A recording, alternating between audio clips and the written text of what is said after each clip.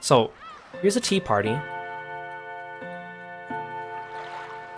So again, this is like an epilogue, but I say epilogue only because it happens after, but it's not really accurate to say epilogue because epilogue kind of implies that it's kind of optional for the story, because the tea parties and the question marks are continuations. So let's see what actually happens now.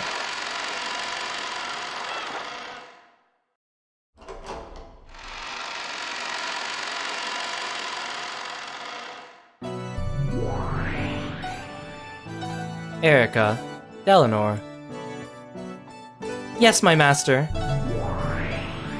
You called. I want you, too, to stay in this fragment and explain everything in the remaining 1st through 4th games. That pitiful transient witch who supports the illusion of the witch no longer exists herself. Expose the naked truth thoroughly. Leave it to me, my master. There is no riddle that I, Fruto Erica, cannot solve. Of course. That's why you're my piece, my double. Fern Castell wore a massive and horrible smile which Erica shared. Beatrice's illusion of the witch would disappear, and the results in all the previous games would be painted over.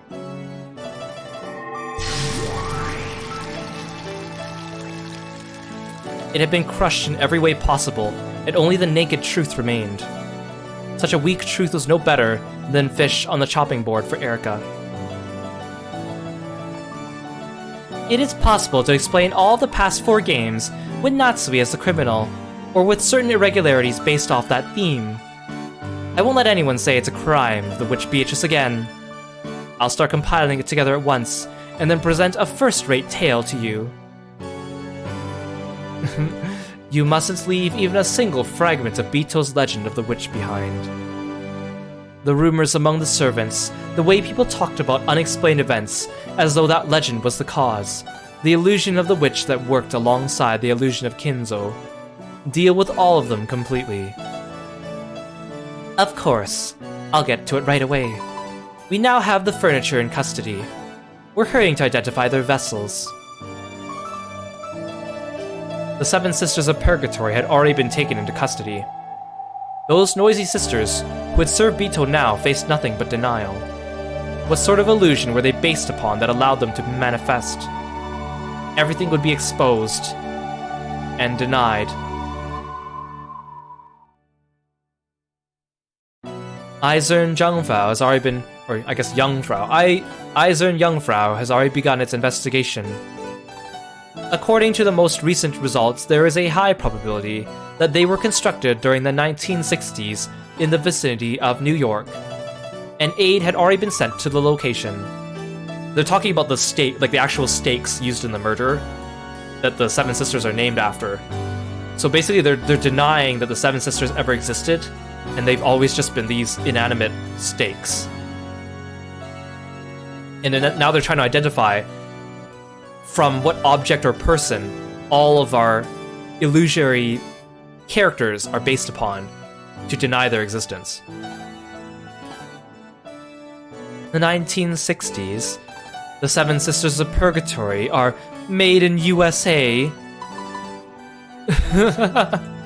Even though they bragged about being furniture connected with King Solomon and serving a 1,000-year-old witch, they're a total sham. Who was it?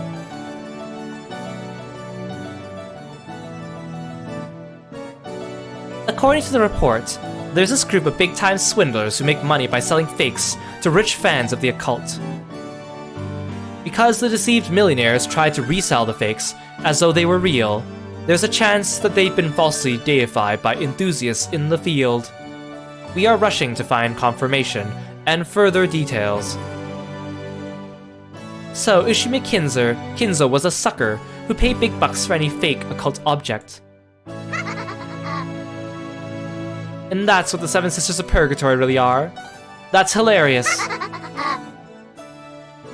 Total sham, just like Bito's illusion of the witch. Though they call themselves the 7 Deadly Sins, they're actually cheap, fake souvenirs. Well, from the very beginning. I figured they were nothing more than paperweights sold at some shady souvenir shop. Paperweights? Have you confronted the Seven Sisters with that truth yet? Yeah, Maria as a witch, like, burying people with cakes and sweets. Ava as a witch, survives a massacre and lives on to old age. Ange as a witch, goes through her boarding school arc, and then Natsui as a witch gets blamed for every bad thing that's ever happened ever. Poor Natsui. No, not yet. They still seriously believe they were created by a great sorcerer over 1,000 years ago. I'd like to confront them with perfect evidence and the truth right away, and let them know that they're mere paperweights worth less than $30 US. When you do, I wonder what their faces will look like as they lose all hope. I can't wait. Call for me when that happens. I'll come to watch with some of the best black tea and dried plums. Ito's illusion of the witch had already been penetrated, and it's been proving that everything was simply the result of human delusions. What kind of delusions created them, and what caused these in the first place? When the answers were proven perfectly and shoved in the faces of those concerned, the illusion would vanish and be completely annihilated. This is what they meant by execution. And execution is not a show. As a general rule, it is not made public. This is an inspection by the great Lady Bernkastel, member of the Senate, so she can observe that the great court is performing its duties satisfactorily. Do you, as a mere inquisitor of heresy, wish to deny her this right? Yes, that's right. I am just observing as a representative of the Senate to make sure you follow the proper procedures when you carry out your work. We are currently preparing to take Virgilia, Ronov, and Gop into custody as well. The Chester Sisters' Imperial Guards are conducting that investigation. Of course, we will then detain and execute those three connected to Beatrice. Dalinor, what is the true nature of the Chester Sisters? We believe there is a high likelihood that their vessels are weapons used in the crimes. For this purpose, Senior Aide Gertrude has formed a special team. We are currently investigating all cases. I'm looking forward to the Chester Sisters' execution too. One at a time, or all of them at once? No one's stupid enough to put an entire can of tea leaves in a pot at once. You've got to enjoy it slowly, one spoonful at a time. Exactly. Let's have their executions on consecutive days. For the furniture and the witches, one by one. I'll send you an execution show every day. Wonderful. After all, there really are a lot of them. Looks like we'll be able to enjoy ourselves for a full 2 weeks. Maybe we could let them decide which ones to execute first. Make sure you think of something great for the execution concept. I'd like to enjoy executions, both old and new, from east and west every day. The rules state that the method of execution is to follow great court regulations. Leave it to me, my master. I will most certainly prepare you a fascinating execution show. Oh, and you'd better quarter at least one of them. Oh, of course. I shall make a list of the best forms of execution from all countries from Europe to Asia, which were used by kingdoms east and west for crimes no less than treason against the king. I'd like to think of some execution methods myself. Pondering that will be the perfect way to relax on those sleepless nights. I'll iron out my ideas and send you a letter soon. Certainly, my master. Then we'll have the Bernkastel style one as the grand finale. At the very, very end, when all the illusions are broken, and Bito's magical compendium has been completely crushed, I shall present my master with that finest of executions that she desires, the execution of Beatrice. Thank you, Erica. Thanks to you, it seems I'll be able to forget the pain of my illness for a little while.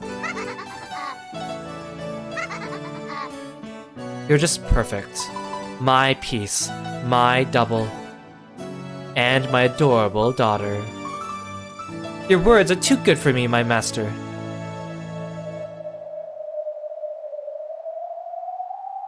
Erica, I'll give you an honor and a reward.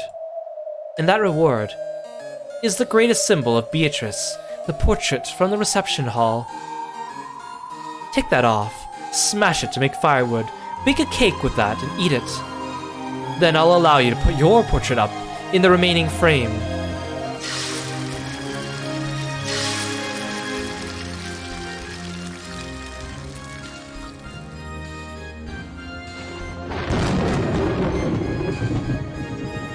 Thank you very much. It is a great honor. You will eradicate and erase Beatrice's name and all traces of her. Until that is all finished, I will order that you be made the master of the sealed-off Rokenjima. By the name of the Witch of Miracles, Burn Castell, I proclaim that you will be given the rank of Witch until that day. From now on, you will call yourself Erica, the Witch of Truth. Gotta say, this ending is already scarier than episode 2's ending, right? I love that. Like, they're not even showing any of these things happening, they're just talking about it. And it gives you chills. The Witch of Truth? Thank you very much, my master. I vow to work even harder so this honor will not be wasted. Even though she was nothing more than a piece, she was being granted the honor of calling herself a witch like her master, if only for a brief stretch of time. Erica was so moved that her actions had been acknowledged in its greatest form that she trembled. Dalinar continued to aid Erica, and report on her progress to me. As you wish.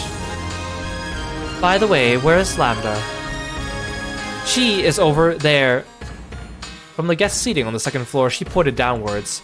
Lambda Delta could be seen beneath Badler, who hung there dead and pierced by the red longsword.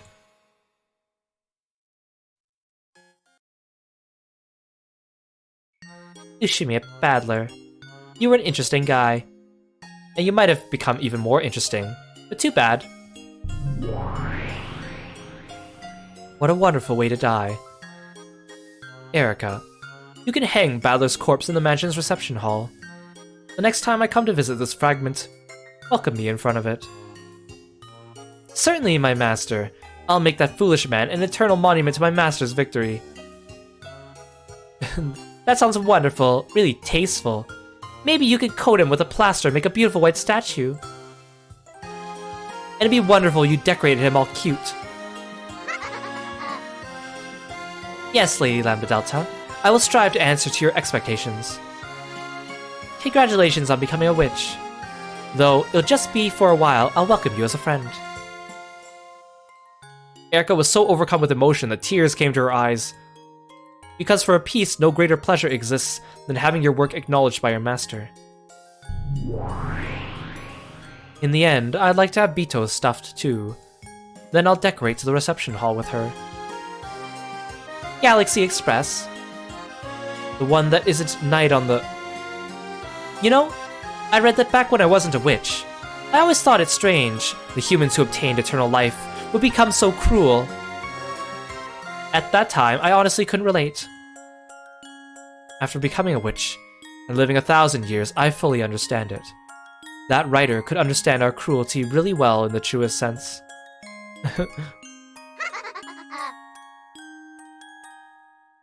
Where will you go next?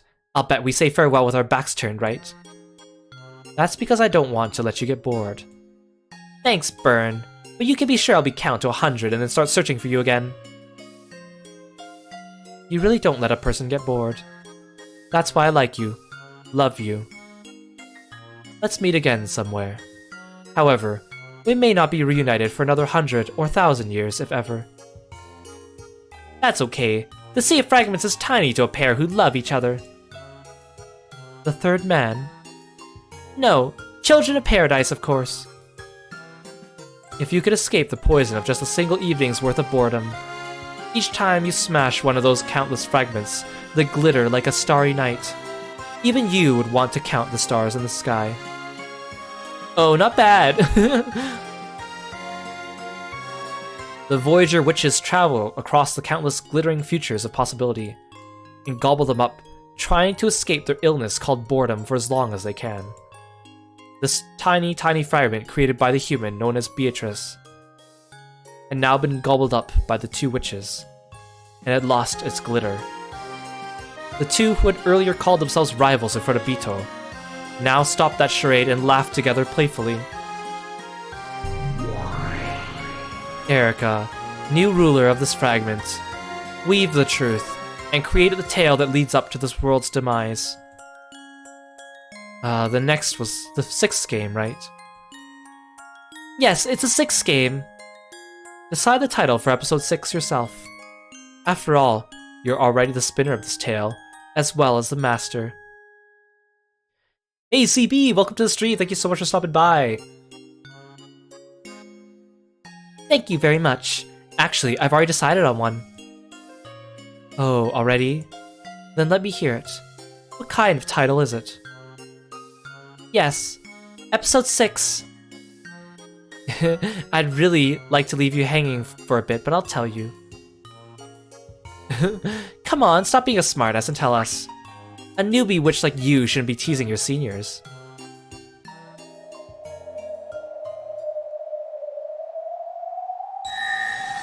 Episode 6, Checkmate of the Golden Witch.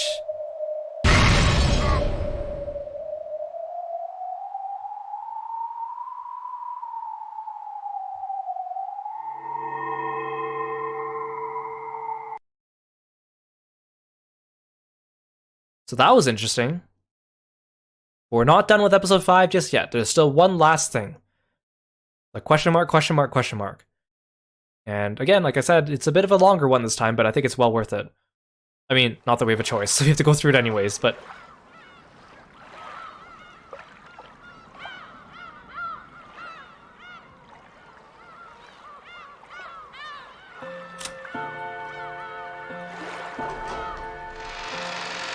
Okay, here we go. The finale of episode 5.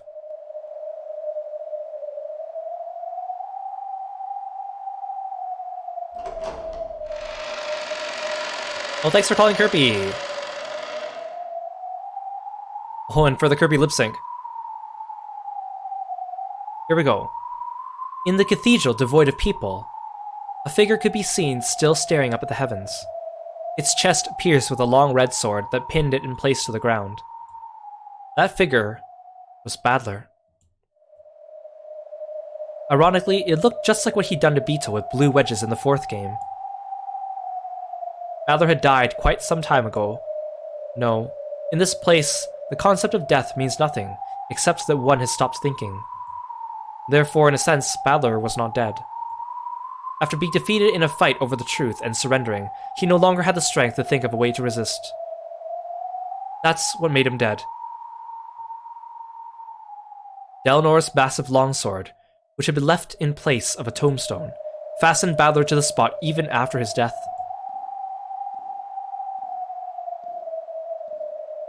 This was all being lit by a faint light seeping out of an incredibly high skylight. Quiet footsteps rang out across the still cathedral.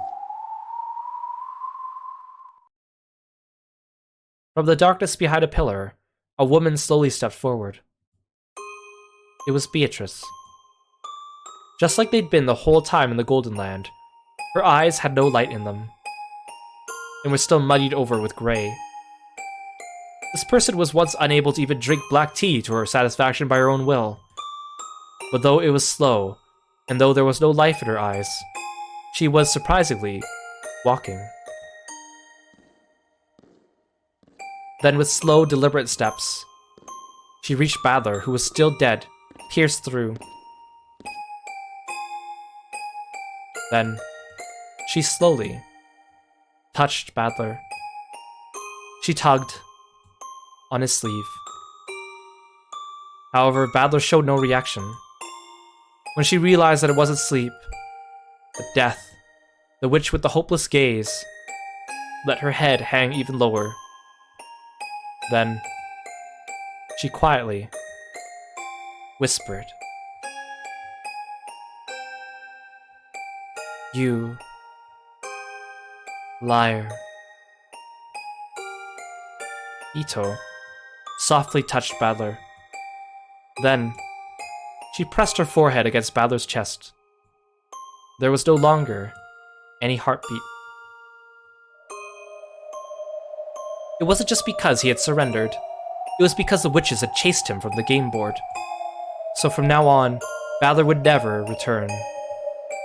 So from now on, the Golden Witch Beatrice would have no reason to exist.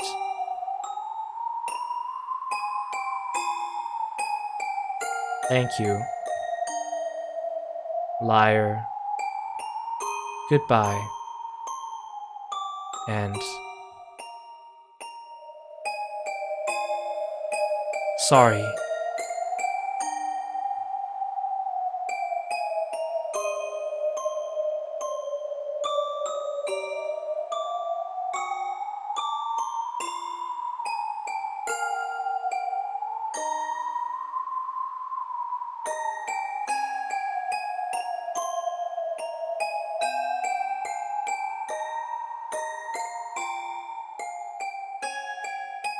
Then, the Golden Witch completed her task and scattered.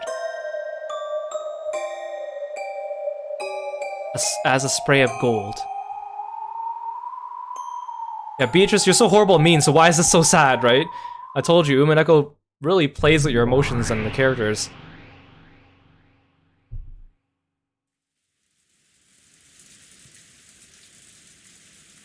In the Golden Land, the grey rain gently continued to fall. There was a faint aroma of good black tea. Vito stared blankly at its surface. There was Vergilia continuing her knitting, along with me and Dalinar talking to each other. This is a recollection. A recollection from Badler's memory, which Dalinar's sword must have given him as it pierced him. A recollection of that time Dalinar had come to visit the tea party in the Golden Land.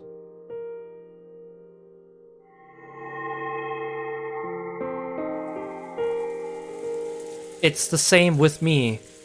The next time we cross swords, I won't hold back. Bring it on. I'll be your opponent. Come at me with all you've got. I promise. With everything I've got. Dalinar, huh? I thought she was an emotionless killer doll without a heart. But maybe she actually is pretty approachable. Though of course neither of us will show any mercy when fighting over the game board. For a while we gazed at the rain-drenched rose garden as we quietly enjoyed our tea. Still, it really is terrifying, the way you fight. Nox's 10 Commandments, or the Decalogue, wasn't it? Those classic rules of the mystery genre, right? Yes. They are commandments conceived by my father. Hey, Twilight Red Mage! Welcome to the stream, thank you so much for stopping by. Hidden doors must not exist. That's Nox, or this is Badler. Hidden doors must not exist. That's Nox's third, right? That means there's no need for detectives to even look for hidden doors. Sounds pretty ridiculous. Vern Castell said it herself. She said that because they were forbidden by Nox's third, even searching for hidden doors was a waste of time. I'd like to counter that by saying it probably isn't so uncommon for a rich family's mansion to have a hidden door or two built into it. But apparently that sort of rule works perfectly well in the mystery genre. By the way, there exist many wonderful mysteries in which hidden doors appear, and where hidden doors are the theme. Of course, this is limited to novels which have the premise that hidden doors exist. If that premise doesn't exist, hidden doors must not exist. So because that premise doesn't exist, there's no need to search for hidden doors. I think that's probably the essence of her ridiculous argument. It's like the detective trying to expose the truth, and the illusion trying to confuse it with a mixture of truth and lies. Or getting blended together, leading to a bizarre form of argument similar to a devil's proof. Making a closed-room murder seem to be accomplished by which with magic is fantasy. Exposing it was a human's crime, done with tricks is anti-fantasy. Examining all possibilities to expose the nature of those tricks is mystery. But is it also mystery to claim that possibilities with no hints supporting them are unworthy of investigation? Let's say a hidden door is hidden in a way that there would be no clues. Would claiming that hidden door therefore exists, even though a detective couldn't find it, be anti-mystery? That's enough of that. This argument is too far of a digression for the riddles I'm actually supposed to be solving. My fight is very simple. I'm only fighting to explain how it was possible for a human to carry out these crimes that were supposedly carried out by a witch. This whole discussion about mystery and anti doesn't serve any purpose. That's why I didn't have any particular interest regarding these rules known as the Nox Decalogue. Do you dislike Nox? It doesn't work for me. There's something strange about making it possible to deny the existence of all hidden doors without investigating. It's about as dubious as Devil's Proof. Even though it's supposed to be the exact opposite of fantasy, it somehow feels like it's the same kind of argument. I shouldn't have said that. Your dad was the one who made them after all. Do not worry. After all, there are some who say it is nothing more than a silly game. The Decalogue feels like something very arrogant to you, right, Badler-kun? To be honest, yeah. If an actual detective said he didn't need to look for hidden doors, because they must not exist, everyone would start looking around on the first floor to see if some of his screws came loose. In that case, Battler, let us say that the third commandment didn't exist.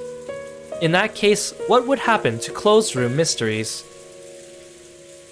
What if Nox's third, hidden doors are forbidden, didn't exist? In other words, hidden doors would always work just fine as the standard trick for closed rooms.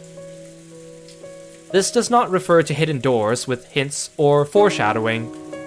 It refers only to doors that even the detective cannot find because, of course, they are hidden.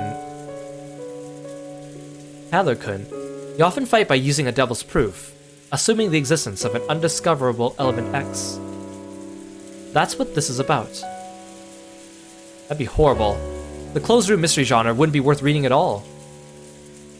If it were no longer worth anyone's time, it would cease to exist. No one would want to try solving the riddle from the beginning. Not if they knew the answer might just be an unforeseeable hidden door. Unless you have some guarantee that no hidden doors exist, you don't really feel like trying to reason it out. I see. So Nox's third is necessary. Without that, it wouldn't be worth reading closed room mysteries. And if you didn't feel like trying to reason it out, what would that lead to? It means you wouldn't even want to read it. That's it. Humans are weak creatures who can't even think unless they have proof that reasoning is possible. That reasoning is possible. In other words, they need encouragement to let them know they can solve it if they work hard enough. That might be true. It's the same with exercising. If you're told to run around the campus 10 times, you could tough it out. However, if you don't know how many times you're supposed to run around it, you'd probably get tired out before you made it around 3 times. The same thing goes for thinking and reasoning.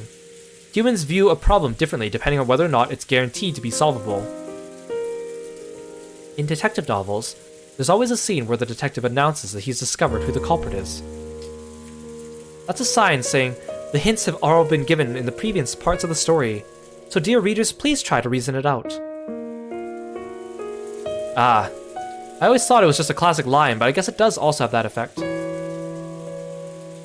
To put it harshly, until the detective says that, readers won't feel like trying to solve it, no matter how much they love solving mysteries. Weren't you like that yourself in the previous games? Now that I hear it, maybe that really was the case. Maybe my fight against Bito really began in the second game. At first, I didn't seriously try to tackle the closed room riddles Bito threw at me. After all, I knew nothing except that people had died in a closed room, and the windows and doors were all locked from the inside. I mean, seriously, talk about having no hints to go on. So I refused to argue on the grounds that I couldn't fight, because the lack of clues made reasoning impossible. After that, didn't Bito sneer at me, asking whether I'd repeat that over and over forever in an endless repetition of moves? At that time, Bito said this. Of course not. I'll give you the thing people like you always demand. The reason you always stop thinking and then moan about it is lack of information. If you are then given information, you start doubting whether that information is true or not by denying the basis. Isn't that convenient? What clever little words to hide your own incompetence. Then she said she'd given me certain information that couldn't be denied, and created the rule called the Red Truth. Once we reached that point, the curtain finally rose on my battle with Bito. So that's when I finally had a guarantee that I could solve this tale if I tried, and I stepped onto the stage with her for the first time. Beatrice, she's a strange person. Though riddles are the only holes riddles can live within, she began to give you the Red Truth, a method by which those riddles could be solved. You could say the Red Truth is a hint Bito gives me, so I could compete in this war of reasoning. Like candy. Because I've been given hints, it's like she's saying, try and solve it, for it can be solved.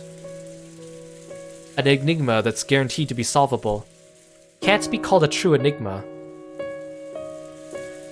Isn't this almost as though Bito herself is admitting that she isn't really a witch? My, that does seem logical. She truly is a strange child. Bito gave no answer. With great eyes, she did nothing but blankly gaze at the steam rising from her black tea. My father created the Decalogue to act as a crutch for the power of thinking. It most certainly wasn't made as a way to arrogantly decide things. A crutch for the power of thinking. That's right. By Nox's 8th, it is forbidden for the case to be resolved with clues that are not presented. Or, this is Delnor. That's right. By Nox's 8th, it is forbidden for the case to be resolved with clues that are not presented. This does not only mean that one is forced to avoid making theories that are not supported by clues.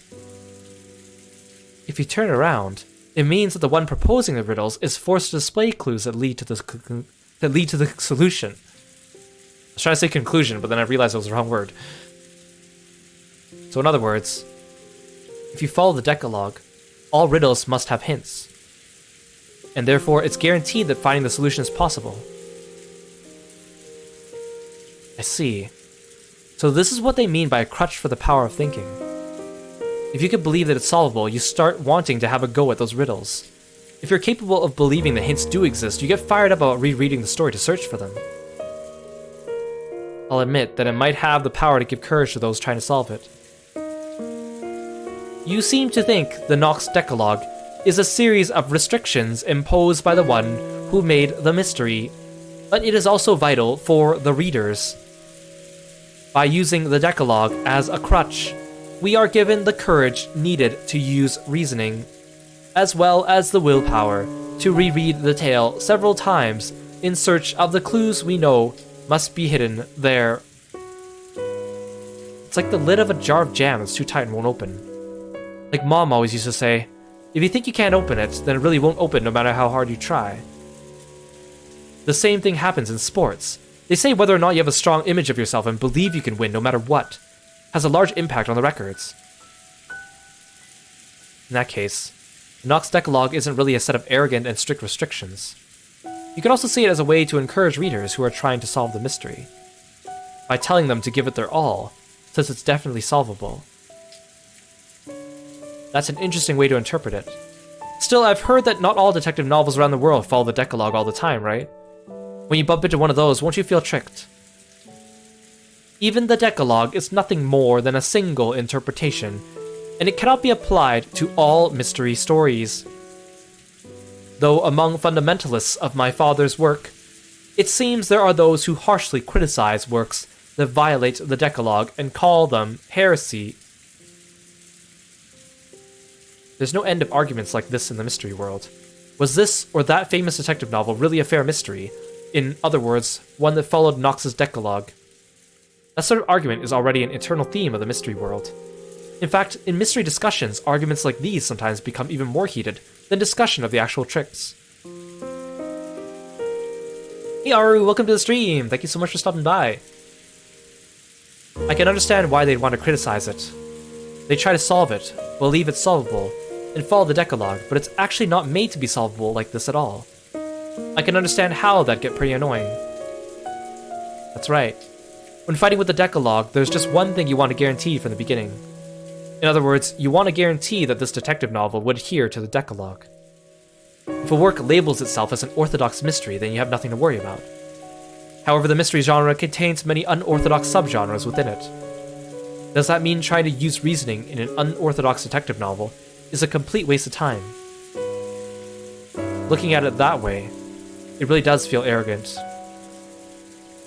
Yes, I also find it extremely sad that my father's Decalogue has been used as such an arrogant weapon. Then again, you just fought against Bito using the Decalogue as a weapon. Can I take that as proof that this game world of Bitos follows the Nox's Decalogue?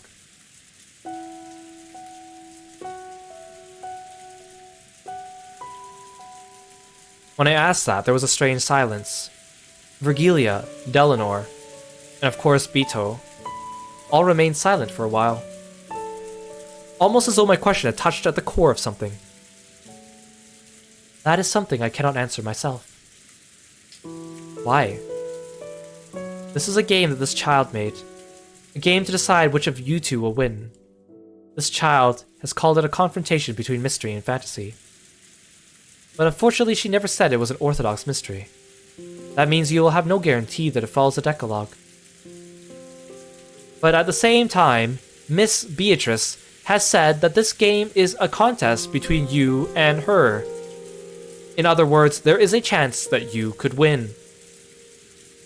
In other words, you're trying to say that reasoning is possible.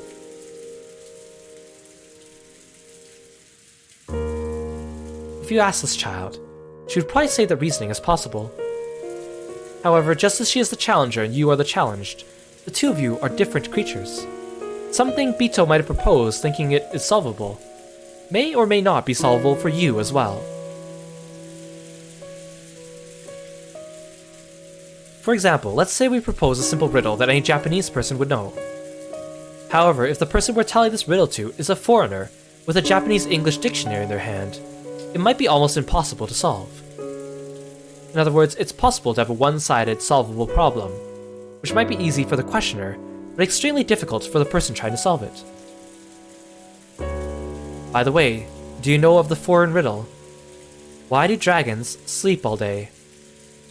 The answer is to battle the night. It's a riddle from the English realm, so it might be a little tough for a Japanese person. Ah, because night, as a night, because they sleep during the nighttime, or like they wake up during the nighttime, haha. For that reason, I cannot say for certain that this tale is something you will be able to solve. However, I could promise you one thing. I will guarantee it with the red truth. What? Bito wanted you to solve it, so she made this game. The riddles of this tale, solvable. That alone I will guarantee with the red truth. It was the one guarantee that all those who try to use reasoning desire. I don't know if my father's Decalogue will apply to that answer or lead you to it. However, when you run into a tight spot and want a compass for your reasoning, please try using my Decalogue if you remember. It might give you renewed courage and might possibly even lead to some new discovery.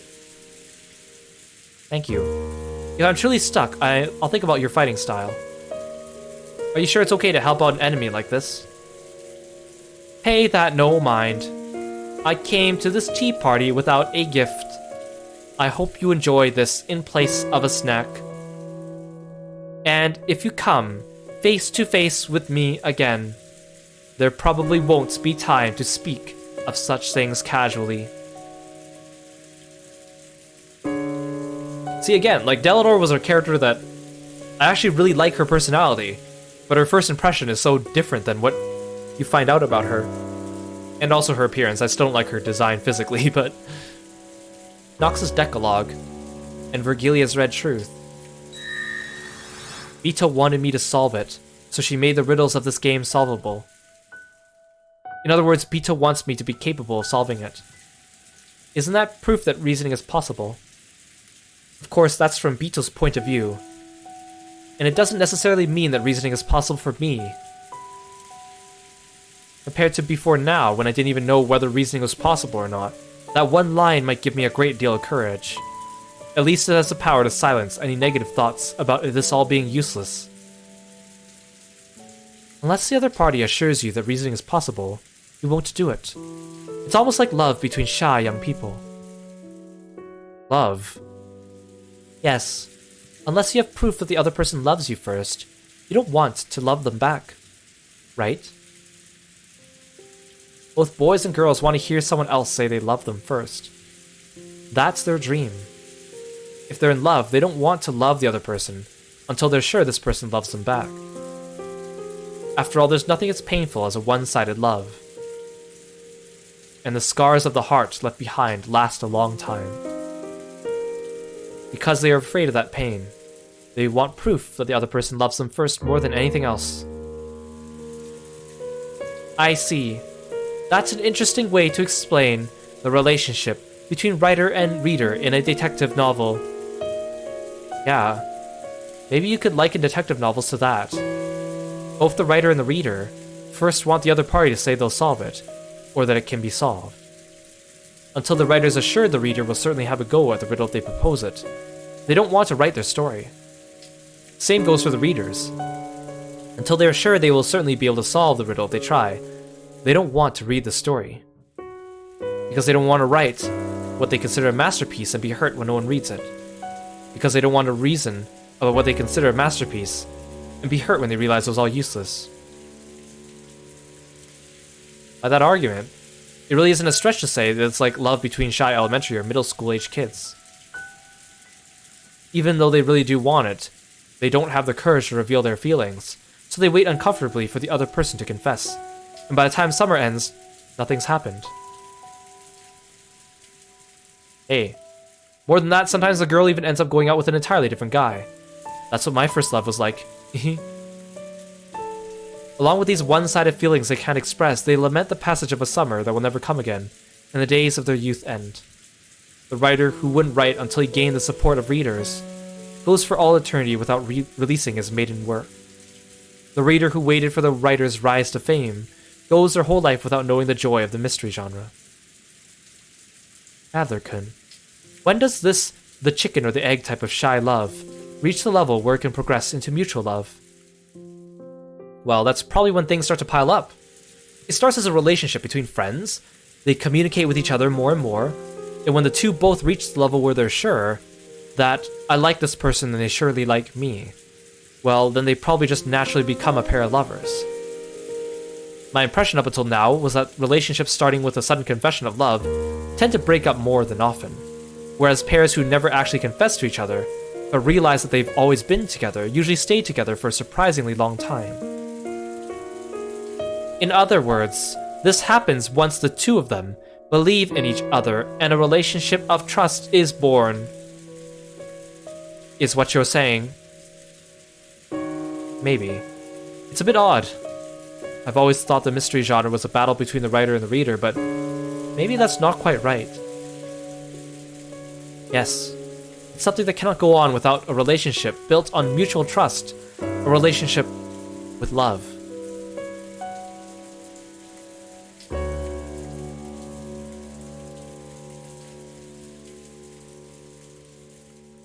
So you're saying our relationship isn't one of killing each other, but one with love. Though it doesn't look like anything more than a pair of elementary schoolers bullying each other to me. Virgilia joked at us in a middle-aged woman sort of way. Still, though I'm not expecting friendship or a trusting relationship, I can accept her as a rival. Bito's fighting at full force, trying to make me acknowledge that she's a witch. So I'll respond to that and go all out, trying to deny that witches exist. How can you be sure that Miss Bito is fighting at full force? Can't you tell that by looking? It isn't as though she has proclaimed in red that she's fighting you, or it isn't as though she has proclaimed in red that she is fighting you at full force. And yet you still have no doubts.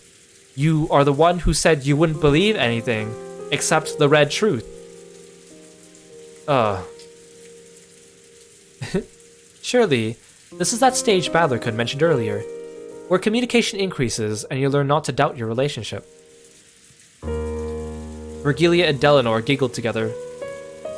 One guy, multiple women, and the topic is love. Wait a sec, isn't this the worst possible formation for getting made fun of? Also like how Delanor has her, like, evil cat face on. When I tried to bring back a proper mood for the tea party in the rainy Golden Land by clumsily searching for a more noble subject, Virgilia saw right through me and laughed.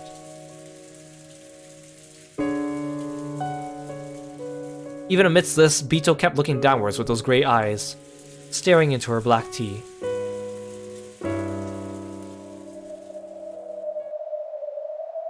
Yeah, Badler says to Beatrice, "You don't exist," and Beatrice says to Badler, "Shut up and die!" And then Virgilia says, "Oh yeah, they're in love." It's basically the summary of the plot. Yeah, that's right. Virgilia and Delanor have given me so many hints. Even though this was a flashback that we were not privy to until now. And yet I barely thought about it at all.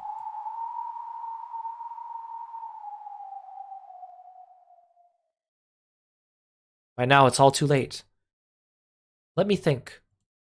Now that everything is too late already, and I've got an endless amount of time on my hands, let me think.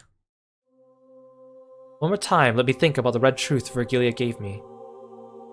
And the crutch of the Decalogue that Delanor lent me. With the red truth, Virgilia guaranteed that at the very least, Vito left enough room in this tale for me to achieve victory. That red truth guarantee will once again give me the power to start my heart beating. And there's the crutch of the Decalogue, which Delanor lent me. Delanor herself warned me in the beginning that the Decalogue isn't so almighty that it can solve all riddles. However, she said something about how it could be used as a method to solve. No, to take on riddles. Let me try it. Though there's no guarantee that this tale is a mystery or fantasy, let me believe that I'll definitely be able to solve it, and that it is a solvable tale, a mystery. And let me take it on one more last time.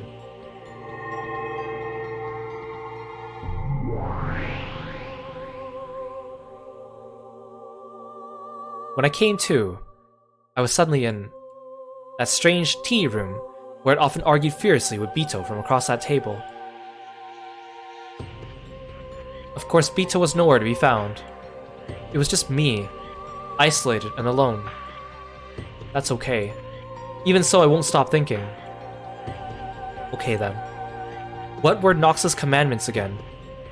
I'm sure Delanor explained most of them when slamming me with them. Of course, even I recall them vaguely. What was the first one again? Allow me to speak. Nox's first. It is forbidden for the culprit to be anyone not mentioned in the early part of the story. When I muttered about what the first one was, as if answering my question, Delanor's subordinate appeared. Without bothering with an unnecessary hello, she told me nothing more or less than what I wanted to know. Yeah, that's it. The first. The culprit has to be one of the people mentioned in the early part of the story. In other words, the culprit must have already appeared. As early as the first game. True, that's the most basic of basics in the mystery genre. A classic assumption. A classic assumption? Have I really been keeping to that assumption? With each new game, the number of people in this tale keeps increasing. That violates the closed circle rule. By that point, everything gets screwed up. Did I give up on the inside? Thinking that the true culprit or mastermind must not have shown up yet, and that reasoning was therefore useless. If I read this tale as a fantasy, new characters keep showing up. To the point where even having demon kings or gods or creators appear wouldn't be strange at all. Even if the true mastermind first appears in one of the last episodes, I have to accept it. However, if I read it as a mystery, and stick with that conviction, then there's no need to worry at all about anyone who shows up later. Because Nox's first clearly states it's impossible for the culprit to be anyone who appears later on in the story. of course, there's also what both Delanor and Vergilia said. There's no guarantee that this tale follows the rules of the Decalogue. So of course I can't deny the possibility that the culprit first appeared in the second game or later. However, this is one way of thinking. This time, I'll forget about the Devil's Proof completely, and try to borrow the power of the Decalogue in my thinking. After all, I've already said myself that I won't be able to reach the truth without a multi-angled outlook. In that case, that means the culprit in all of these repeating games is one of the 18. From the very beginning, there was no need for an illusion of a 19th person. Even the first of Nox's commandments denies the existence of an unknown person known as the Witch from the very start. If I had followed that in the truest sense, I might not have suffered so miserably in the second game. Nox is second. Allow me to speak. Nox is second. It is forbidden for supernatural agencies to be employed as a detective technique. Eleanor's other subordinate appeared without a sound, and gave me an answer to my question. That's right. A detective can't go around using magic. So, if this is a fair battle, does that mean that, like the detective, the culprit also isn't allowed to use magic? Allow me to speak. Know that you are free to interpret it as you please. Yeah, that's right. Sure. I'll interpret it my way. If this game is a battle between me and Bito, then because this tale is solvable, no elements will appear that make it impossible to solve.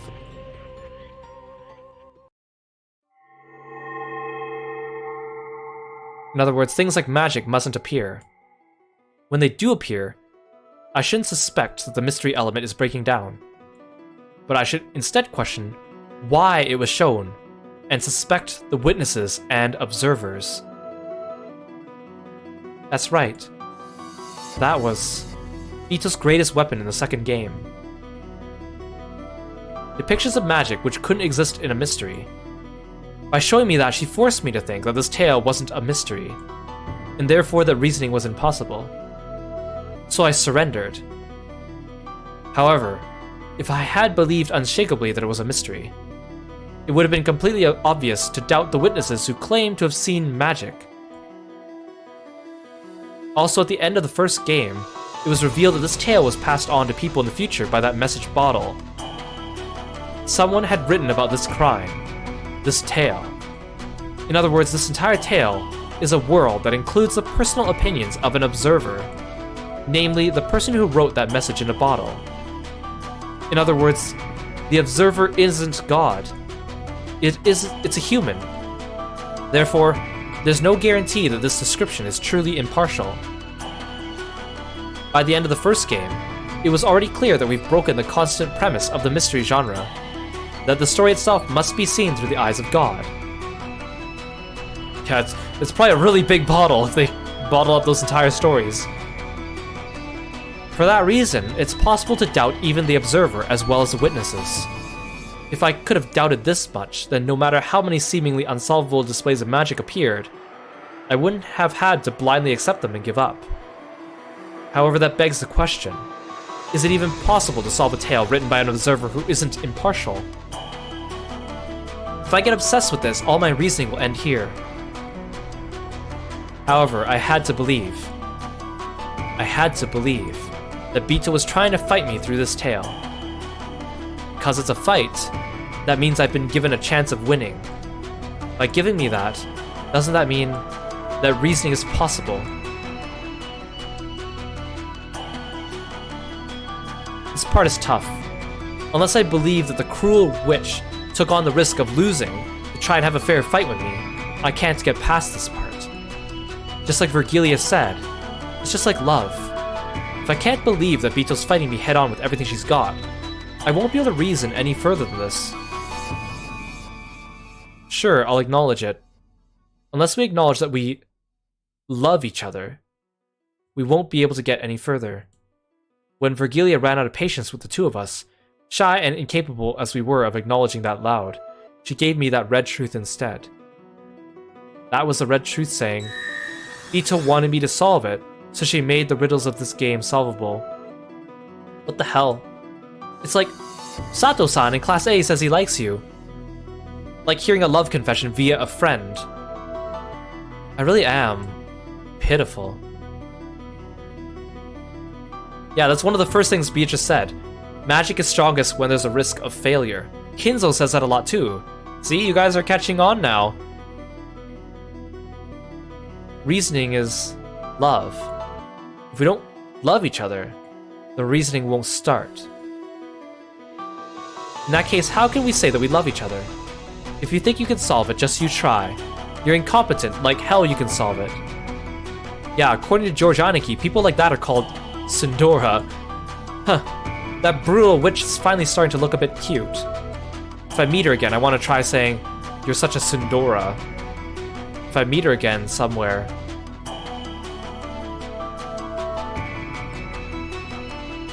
Tell me the other parts of the Decalogue. I don't care about the order. Give me something that seems useful. Allow me to speak. Noxus 8th. It is forbidden for the case to be resolved with clues that are not presented. Allow me to speak. Noxus 6.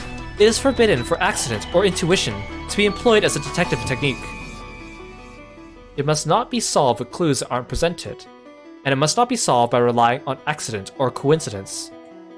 If this tale is made to be solvable, we can read this the opposite way.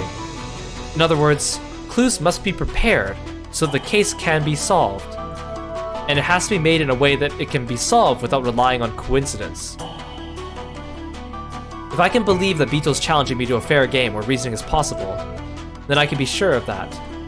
In other words, Bito has already left me clues, hints, and messages in this tale. It isn't from the Decalogue, but Erica or someone said this. There are 3 riddles to be exposed in a mystery. One is the whodunit. Who is the culprit? One is the howdunit. How did they commit the crime? One is the whydunit. Why did they commit the crime? All this means that clues related to these 3 riddles are already present inside this tale. No, strictly speaking, it's like this.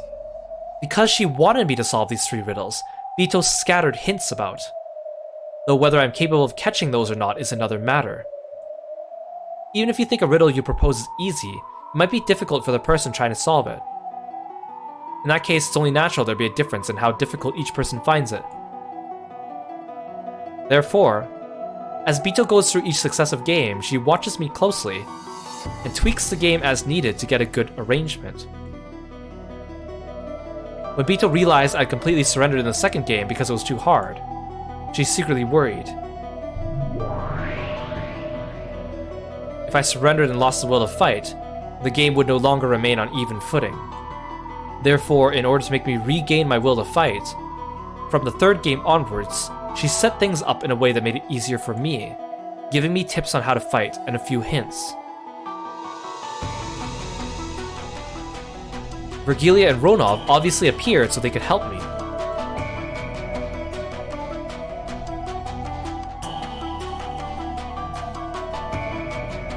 Also, though we still had the usual crazy magic shows, she gave me the metaphor of the Brawn Tube trial, as well as tips on how to fight back.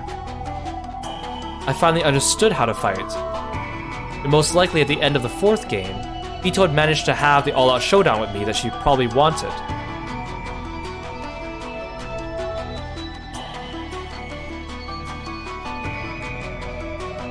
Then Bito acknowledged that my abilities had become full-fledged, and entrusted me with her heart. Entrusted me with explaining this tale, didn't she? In that case, it was really dumb of me to boycott most of the 5th game. Just because I was so disgusted with those 2 witches. It doesn't matter who the game master is.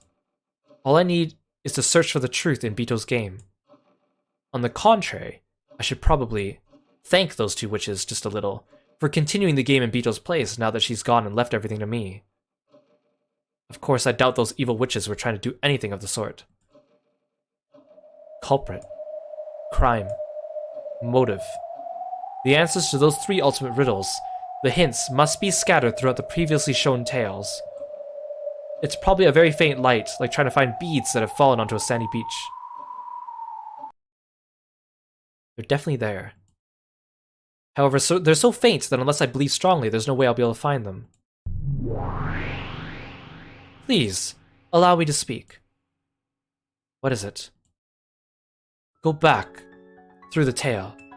Know that you will be given them as long as you don't lose sight of the truth's faint light. Right now, through this tail. Know that for reasoning to be possible, a trusting relationship is required. Yeah. I know. In fact, maybe I finally noticed just now. It's something that's been repeated over and over again throughout the tale. Persistently so. Without love, the truth cannot be seen.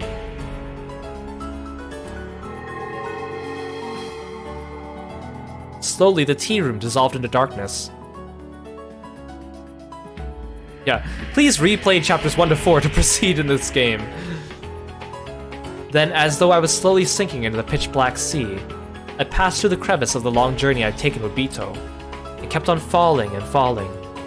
It was a bizarre experience, like crossing over the boundary of sleep while still conscious.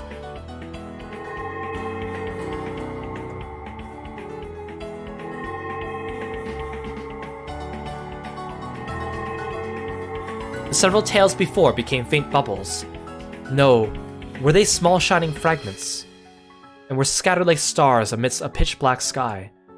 I kept sinking on and on into that sea.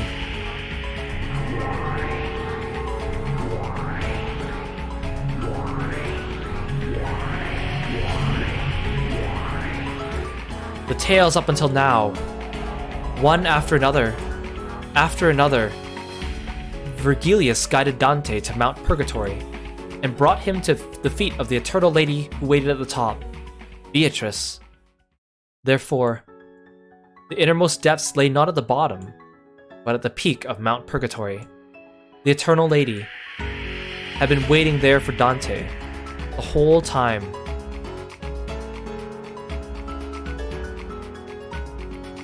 And then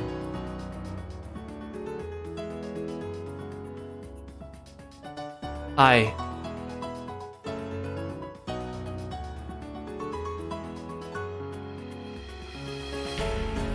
knew.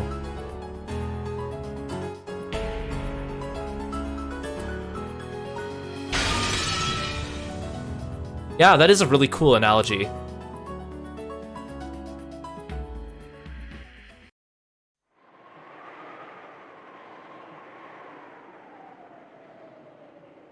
I finally reached the truth. To the depths, no, to the peak of Mount Purgatory. Idiot. You really are an idiot.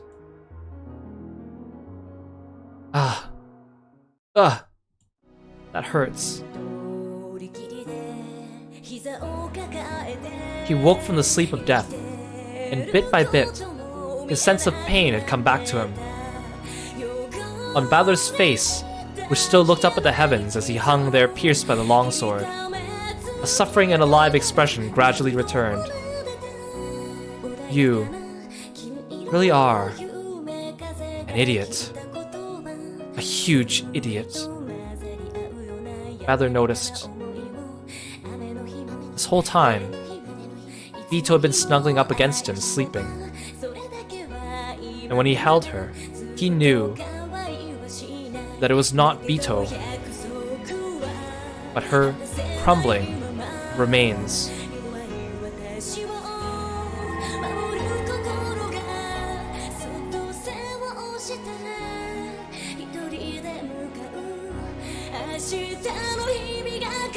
So when Balor just tried to hold that form as fragile as ash, then, just like a sandcastle made on a beach, washed away by a small wave, it fell apart and lost its form.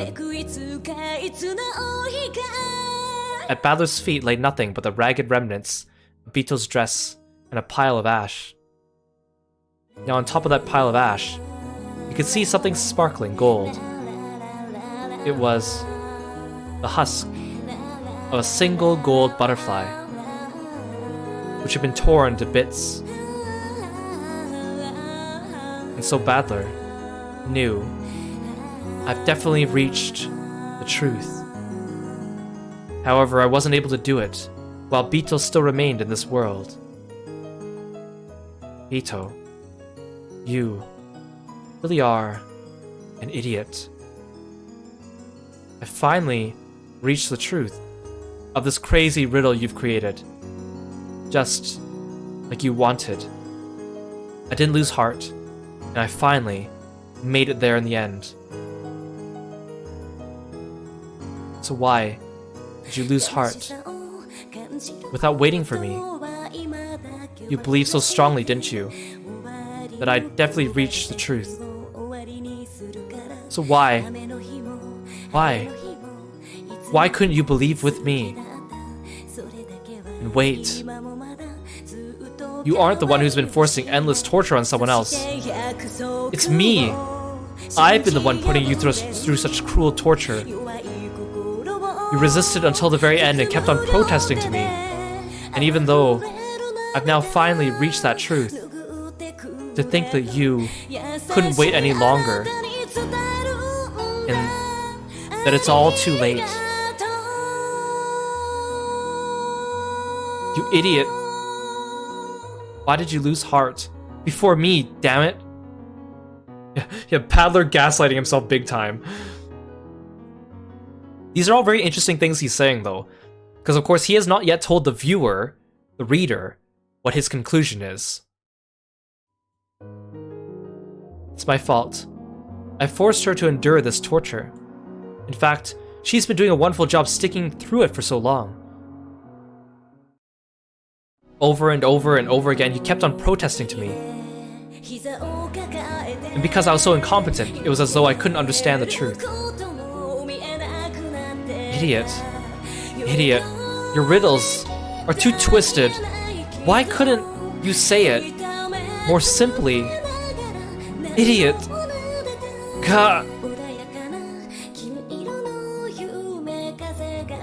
His scream of pain filled the sad cathedral. The sad witch who wasn't able to communicate the truth to Badler. The sad man who wasn't able to understand the witch's truth. Badler's howl of anger and sadness rang out for that pair. The clock hung in the cathedral showed it was 24 o'clock on October 5th, 1986. Time was up for everything. You're kidding me.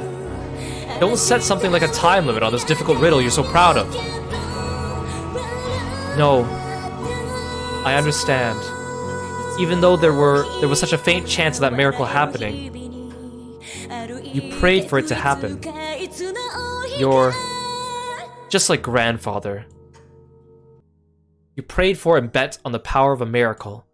One so unlikely that it was totally impossible, less likely than finding a bead you've dropped on the sandy beach. And that means I've now truly arrived at that miracle. However, your time didn't last long enough. If I had reached this point even a little sooner, if I could have seen the truth, even if it had been right before time was up, I might have been able to save you. Right now, I've been run through pathetically. Can't even hold what remains of you. As I attempted to pull the longsword out, I tried stretching out my arms and kicking my feet, struggling to at least touch her remains, but nothing worked. Shit. Damn it! At that time, I noticed a golden glint on the palm of my hand. It was a single wing from a gold butterfly. That small fragment of gold was the only piece of Bito that I was permitted to touch. I cried with all my strength, gripped that fragment and pressed it against my head, apologizing. Why couldn't I reach the truth earlier? Then I pressed it to my chest, promising that even now, I would never lose again the truth. When I pressed my hand against my chest, the sword piercing my chest cut my wrist, and blood dripped out. That blood spread throughout my fist, and it must have soaked that gold fragment with my red blood. It must have been the only way of telling her that I found the truth she wanted me to know about. I clutched the wing of the gold butterfly with my freshly bleeding hand and pressed it against the red sword that pierced me. At this point, Ushimiya Battler knows, and he understands. He's found this tale's everything.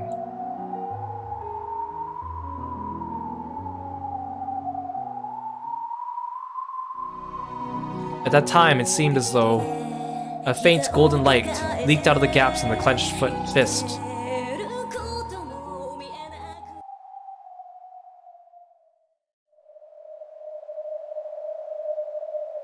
The two witches had their backs turned, and Eriko was laughing at Battler's corpse.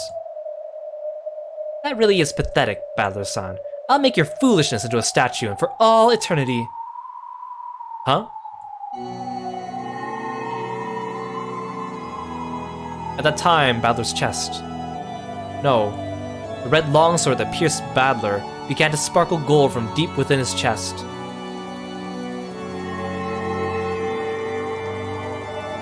That bright golden light began to change the red sword's color, turning it gold. What's going on? Battler is... What is this? Huh? Battler coughed up blood and groaned. Yeah, get battled! His consciousness came back. His will to live, his will to fight, came back. The red longsword that pierced Battler could no longer be described as such. By now, it had become a golden longsword. Then, slowly, gradually, it pulled itself out of Battler's chest.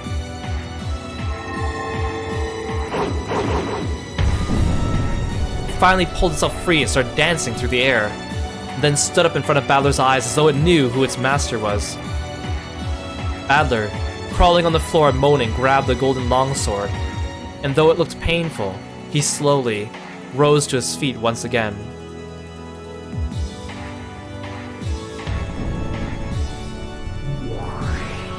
This sure is an elaborate act. Is this one of your tricks, Lambda? That glow... It couldn't be... Lambda stared wide-eyed at that bright golden glow in awe. When she noticed that Battler's resurrection wasn't part of a script Lambda thought of, Burn also frowned slightly. Sorry, retrials will not be permitted. Gesture Sisters, eliminate this resurrection illusion. Understood. 45, 410, firing permission granted.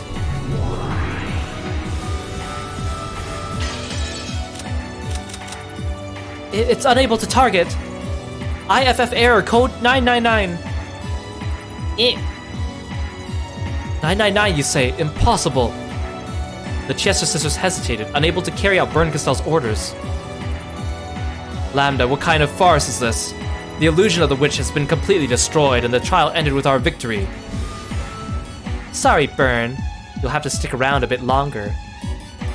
Isn't that right, Ushimiya Battler? Yeah. Sorry to keep you waiting, Erika. Burn Castell. Now it's time for my truth. Request for a retrial accepted.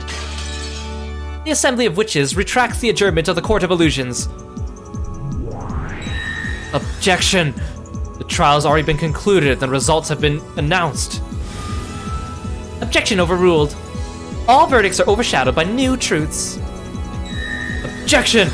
Not only has Battler been banished as a player, he also doesn't hold the rank of witch. He isn't qualified to call for an appeal. Objection overruled. He already does have that. By the name of Lambda Delta, which of certainty I acknowledge it. Ushimiya Battler, I acknowledge you as a new Golden Witch. No, as a new Endless Sorcerer, Ushimiya Battler. But what did you say? But Battler got the rank of a witch. The rank of a witch, which he desired for so long, had been granted to Battler so quickly. And on top of that, this wasn't anything temporary. This was an official, proper authorization by Lambda Delta. Erica couldn't accept it and her face turned bright red. Looks like that kids game really will keep us entertained until the very end. Sure, I'll play along. Erica, you handle this. The red truth you've created with me is perfect. The construction of truth that makes Natsui the culprit is perfect. Battlers certainly won't be able to break it. Yeah, Erica, you gotta get impaled by a sword first. Of course, my master. There's no need to worry at all. Anyway, Chester sisters, my master ordered you to fire, right? How long is it gonna take you to carry that order out? Error code 999. An access code is required to target the Territory Lord. Yeah, I told you he'd do it, yeah? Territory Lord? Who is? Who controls this fragment? I do! Territory Lord? You don't mean... Battler is... Yes. Ushimiya Battler has been authorized as the official Territory Lord of this fragment. Yes, that's right. So you still don't understand. You don't know what that gold sparkle signifies. He's reached it. Battler has. He's made his way to the innermost depths of all truths. That means Battler's understood everything about this world, this tale, this game. In other words, he's reached the position of the game's master. I'll bet you don't want to believe it, right, Burn?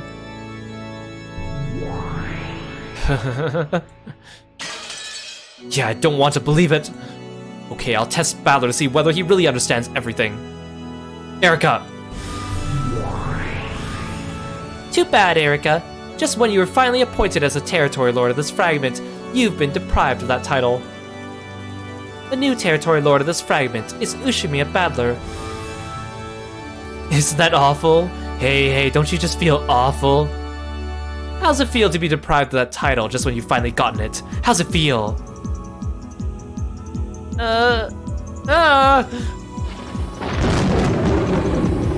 Battler!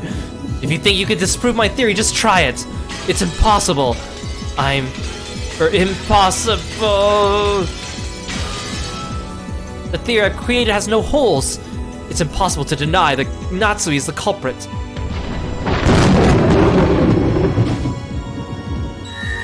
I can construct a theory with someone other than Natsui as the culprit. It may be that your truth is impossible to disprove. If so, that means your truth won't be able to deny my new truth either.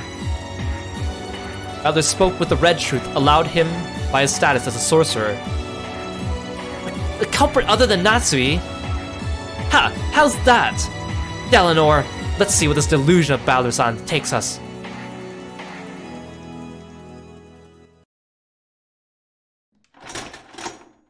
Slowly, Delanor stepped forwards.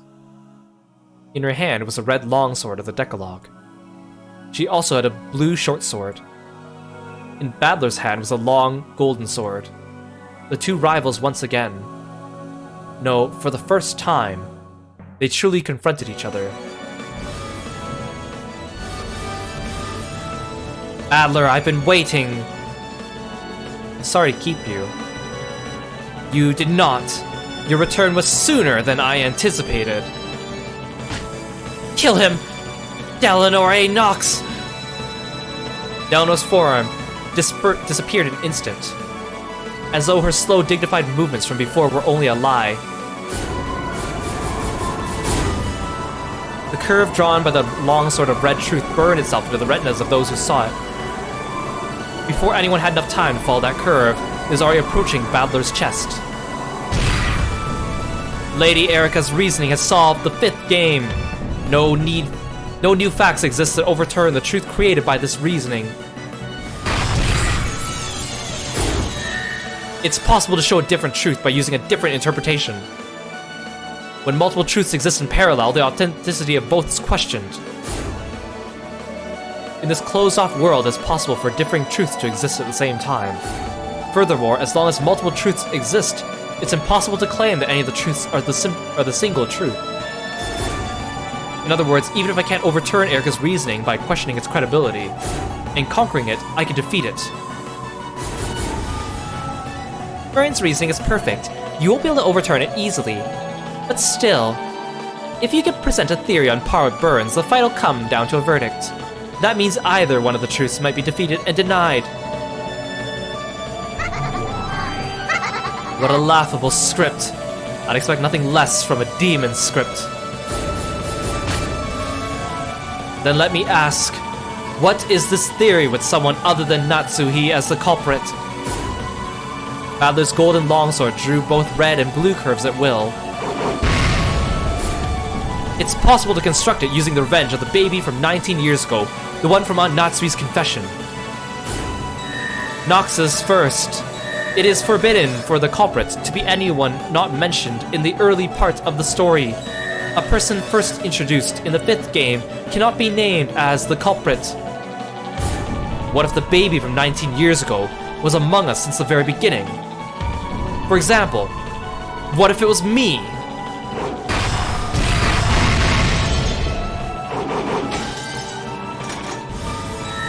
Nox's 8th. It is forbidden for the case to be resolved with clues that are not presented. Was there ever any foreshadowing showing that you might be the baby from 19 years ago? The red truth from the 4th game, that I'm not a son of my mother Asuma. The feeling that Dad was hiding something in both the 1st game and this game. In particular in this game, it was made clear that there were some special circumstances having to do with my birth. Battler proposed that he might be the baby from 19 years ago, and announced that he'd reconstruct the crime with himself as the culprit. As Delnor cautiously held her sword at the ready, she gauged the distance between them. Now that Battler had inherited the position of this world's territory lord and attained the rank of endless sorcerer, his movements surpassed human understanding. By now, the physical distance between them probably counted for nothing. After all, their extremely agile battle was surpassing the point where the concept of distance made any difference.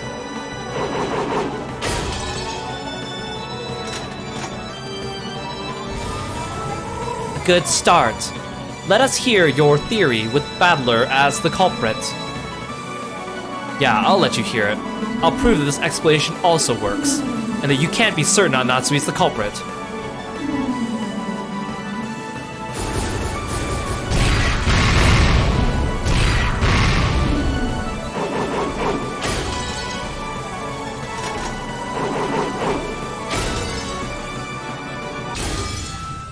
Good. If you're supposed to be the culprit, that creates several contradictions. I'll use those contradictions to reap your feeble truth. I, Furu Erica, the detective and the Witch of Truth will. This time Erica stepped forward.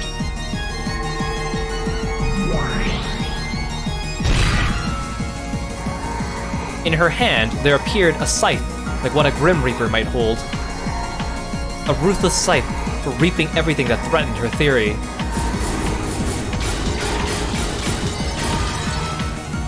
It's only possible for the crime to have taken place between 24 o'clock and 1 o'clock. During that 1 hour, you were in the dining hall of the mansion. Therefore, it was impossible for you to commit the crime.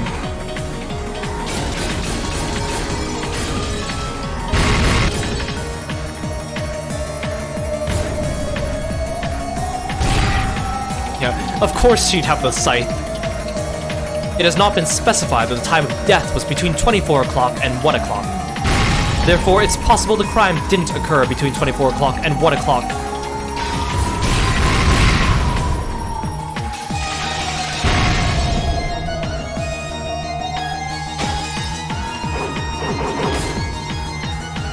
There's a restriction on any murders in the cousin room.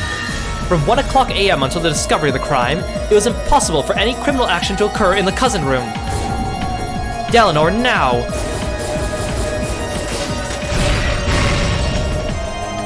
Nox's 8th. It is forbidden for the case to be resolved with clues that are not presented.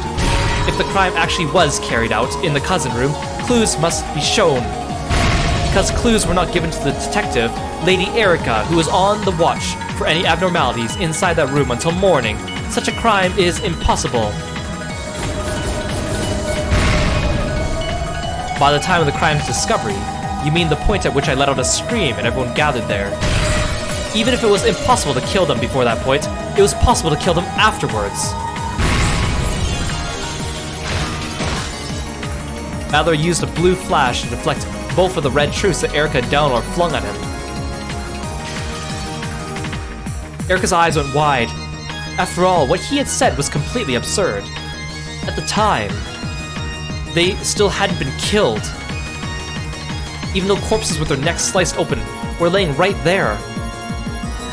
The death of the four in the cousin room has been proclaimed with the red text. Are you trying to use the illusion of the witch? Are you trying to resurrect George and the others using the concept of magic, even though they were dead at that time? I see. Since you believe they were dead by that point, it probably looks as though the dead have been brought back to life to you. So this might look like magic in your eyes. In that case, I won't be the one to take the next shot at you. Fool! How often do I have to say it? The deaths of the four people in the cousin room have been proclaimed with the red truth. Furthermore, those corpses were witnessed by a large number of people. Furthermore, it's already been proclaimed in red that no examination of any corpses would lead to a mistaken result. Take that, dead people!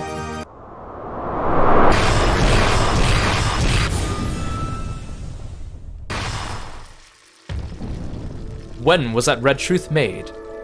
Have you forgotten, miss? The fierce shower of red was blocked by a magical barrier set up by Ronov, who suddenly appeared right in front of Badler. Now that Bita was gone, the demons shouldn't have been able to manifest themselves in the real world. However, he existed here, and calmly dealt with Erica's attack. You... Ronov! How did you get in here? Well, who cares? This all works out nicely. Now there's no need to go looking for you. I'll capture you here and deny your existence too. I'll leave it to you. Teach her that you can't control everything with a single arrogant truth. Yes, your majesty. Well then, allow me to be your opponent for a bit. What do you say, miss? In that case, when do you claim the Red Truth Death Proclamation happened? Are you saying you can pinpoint that? You can't pinpoint it, so you can't deny the Death Proclamation was made at the time of the crime's discovery.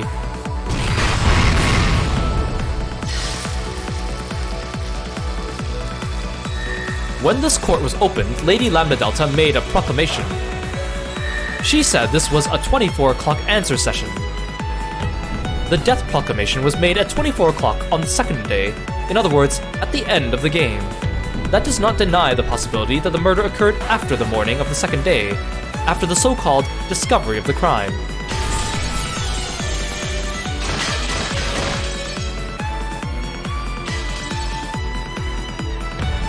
Then you're saying that the victims were alive at that time, even though their necks were sliced open? Did you see that yourself, Miss Detective? True, our current understanding is that no corpse will lead to a mistaken examination, no matter who performs it. But no rule named so far has prevented something other than a corpse from being called a corpse.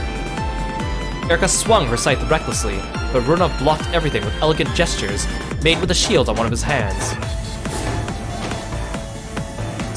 So at that point in time, no one was dead? There weren't even wounds on their necks? In that case, why did Badler scream? Better watch your feet, little girl. Ushime Kinzo was already dead at the starting time for all games. Huh? Ah! A pitch black hole opened up beneath Erica's feet and swallowed her up. She could probably see through to the other side of the hole. It was the same thing you'd see if you looked down out of the skylight on the ceiling of this cathedral. Leah. Yes. Virgilia could already be seen in midair against the cathedral. That was the first time you've been remotely happy to see Gob. As Erica fell from the heavens, Virgilia was right below her and caught her on the end of a divine spear that sparkled blue. Shouldn't you rethink your reasoning? Kinzo doesn't exist. Therefore, the way for the bodies to disappear in your theory is a failure. Correct. Unless someone other than Kinzo makes the corpses disappear, your theory fails. Yeah, there's nothing.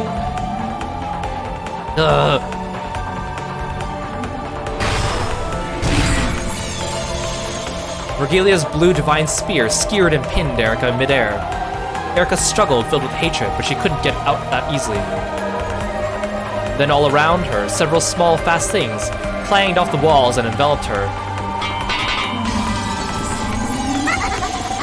Then 7 people manifested themselves at once. We are the 7 Sisters of Purgatory. Know this, foe of our master. You lowly paperweights! After George's death, his corpse was never moved. After Jessica's death, her corpse was never moved. After Maria's death, her corpse was never moved.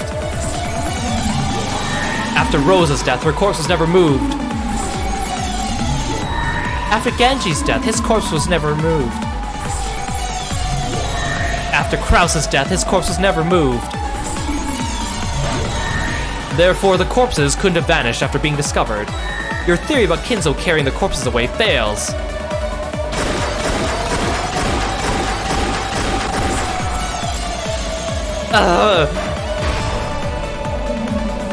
But so what? Even without Kinzo, I can explain how the corpses I, Perudo Erica, have to revise my theory? No! I do! The detective does! Erica was probably capable of escaping this even with Kinzo's existence denied, by making only one small revision to her theory. However, to her, having to revise a theory she had already created was extremely humiliating. Looks like you toyed around with your plan too much, in order to corner Natsui like that. You play around too much with your reasoning. At this point, your master isn't the only one who could speak of Kinzo's death with the red truth. This is what you get for playing around in the witch's darkness. Know that, Furuto Erica. Of course, even Erica had doubted Kinzo's existence from the beginning. However, it had previously been impossible for anyone to deny his existence in this trial, except for Vern Castell and Lady Dan Delta, who had sided with each other. And because of the willful silence of those two, the truth about Kinzo had truly been unfixed. And yet, to think that Badler had become a witch, a sorcerer, incapable of using red without proof. However, she had her own Inquisitor of Heresy, who could also use red without proof to counter. Delanor! Noxus second. It is forbidden for supernatural agencies to be employed as a detective technique. If you would show that Kinzo has died with the red truth, then I demand that you should display proof of a human's truth that can be used to make that point. Forgive me, damn geezer. Overcome it, Badler. Don't let my corpse stop you. Presentation of evidence. I'll present a corpse that could possibly be identified as Ushimiya Kinzo's.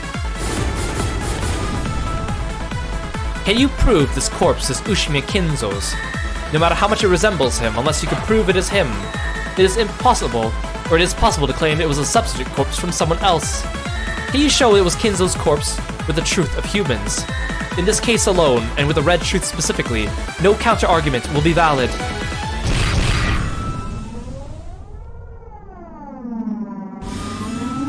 Oh, any counter with the red truth will be invalid.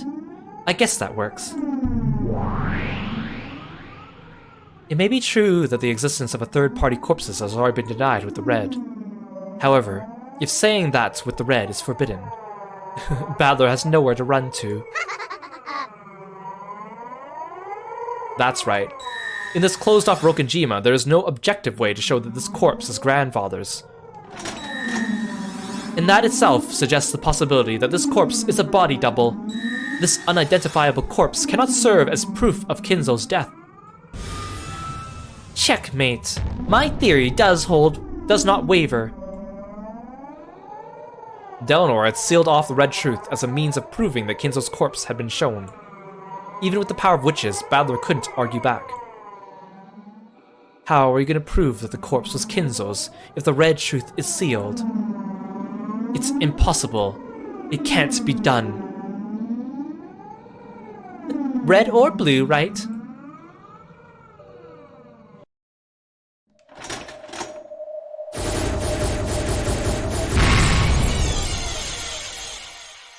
I guarantee that this corpse is Ushimiya Kinzo's corpse.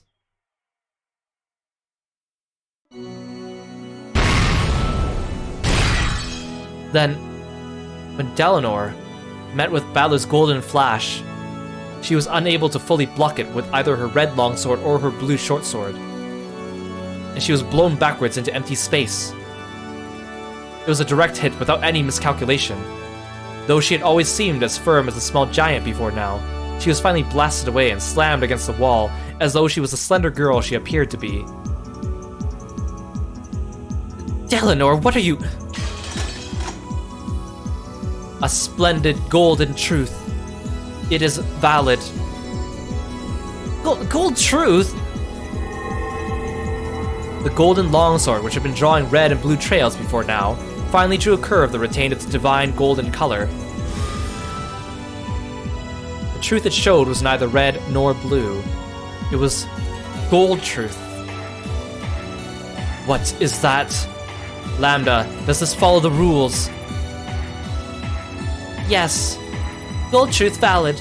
The gold truth can only be used by the territory lord of this world. No, only by the game master himself. What did you say?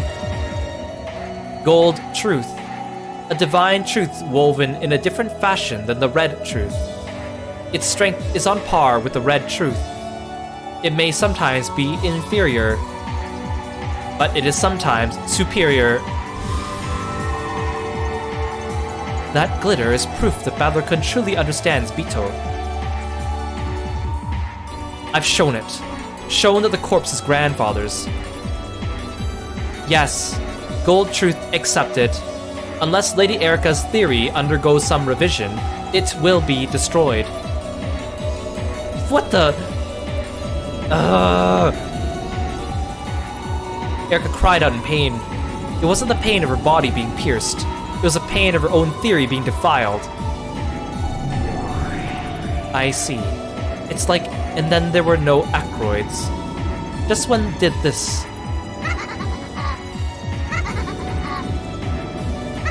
What a crazy mashup of great works. Badler, it would be excessively unrefined to say any more. Even without saying another word, you fully made your truth about the corpse's disappearance understood. I see. That thing you're thinking of doesn't conflict with any of the red in this trial so far. Your truth based around the revenge of the man from 19 years ago had been completely understood and processed. I proclaim that your truth has now been established. So the whole reason why they're keeping it vague is that they don't want to tell us readers directly. Badler has given us a few extra clues. We're supposed to figure it out and put together the links ourselves. And if you still don't understand what's going on, that's okay because there's still 2 more episodes for us to figure out the stuff in its entirety. What the? Why is that Great Lady Lambda Delta? He still hasn't explained everything! I still have many ways to argue back, like Hideyoshi's clothes room, the seal in Natsui's personal room, the button in the closet. Do you really still think you're capable of defeating Badler's argument? Only Erica, the one who is supposedly so intelligent, couldn't understand. She couldn't understand that Badler had already reached the real truth. Because of this, grandfather's absence has been verified, and the dishonorable relationship between Aunt Natsui and grandfather has been removed from the consideration. Aunt Natsui is pure and faithful. I won't permit this vulgar tale you're all so fond of. Badler-kun. Furthermore, because we've raised doubts about the time of death, for all those who have died so far, the alibis for everyone besides Aunt Natsui go back to square one. If you try to argue that the crime was impossible for everyone except Aunt Natsui, it won't work. Dalinar, who must have risen to her knees at some point, slowly stood up. The flash from the golden longsword was still buried deep into her chest. Though pain didn't show in her expression, her awkward movements clearly showed how serious the damage she had taken was. Even though she herself knew that the match was long over by now, Dalinar didn't abandon her duty. However, in the cousin room, you witnessed corpses that were impossible to misidentify. Are you trying to say that was a lie? Noxus 7th, it is forbidden for the detective to be the culprit. The detective is obligated to keep to an objective point of view. Your theory would mean you violated this obligation. Furuto Erika is the detective, and the me in this game isn't one. And by Noxus 9th, it is permitted for observers to let their own conclusions and explanations be heard. Noxus 8th, it is forbidden for the case to be resolved with clues that are not presented. Until now, you've been the detective. Was it ever shown that you were not the detective this time, and that you were an observer capable of inserting his own personal ideas? Unless it was, you do not have the right to falsify your point of view. In this game, when I figured out the device connected to the epitaph's riddle, I witnessed Grandfather. As has already been shown in red, Grandfather doesn't exist. It was impossible for me to witness him. Therefore, it has already been shown that my viewpoint wasn't objective. It is possible that it was just a sheet, or something fluttering in the wind and rain, which you mistook for Kinzo. It cannot be used as foreshadowing to form a basis for Noxus 9. Mistaking one thing for another is a right permitted to all observers. There's the red truth that Bito showed during the 4th game. No person would mistake Ushime Kinzo by sight. It's a red truth Bito used to counter my blue truth claim that someone disguised themselves as Kinzo, to make it seem as though Grandfather had appeared. In other words, on this island, all illusions that might lead someone to mistake something for Grandfather, including someone else pretending to be Grandfather, most certainly cannot work. All of Aunt Natsume's schemes to make it seem like Grandfather existed were hidden in the relative's blind spots. All of them clever tricks, like he was just here a second ago or he's in his study alone now. They never tried to make anyone mistake something they saw for Grandfather himself, so there are no contradictions. If they had tried to dress one of the servants in Grandfather's robe, it probably would have been seen through in an instant. It had been guaranteed that none of the characters in this tale would mistake something for Grandfather by sight. If someone claims to have seen Grandfather despite that, it becomes a lie. Allowing lies to be contained within their observations is a right granted to everyone, except for just one person. And that person is the detective. Yeah, no Kumasawa cosplaying as Kinzo. Because of the right granted by Noxus 9th, anyone is allowed to mistake a sheet in the wind for something else and tell about it. However, mistaking it for Grandfather in particular is not permitted in this game due to the red truth.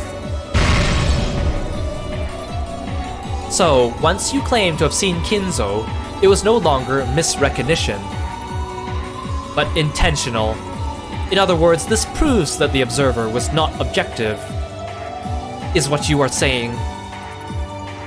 In this case, unintentional misrecognition is not permitted by the rules of this game. However, it is possible to intentionally lie about seeing something you never saw, and that is an action not permitted to a detective who is obligated to maintain an impartial perspective. Forgive my crazy argument. It's all finished now. No, it's okay. Because men like you exist in this world. You will surely protect the fragile truth for any kind of pride. You will surely protect the real truth from the tyranny of any plausible truth that might claim to exist as the sole truth and try to exterminate all fragile truths. Adler's golden longsword drew a massive blue arc as though splitting the heavens. I'm glad I could fight with you. Therefore, my perspective in this game is based upon the 9th, not the 7th. The fact that I claim to have seen Grandfather is proof.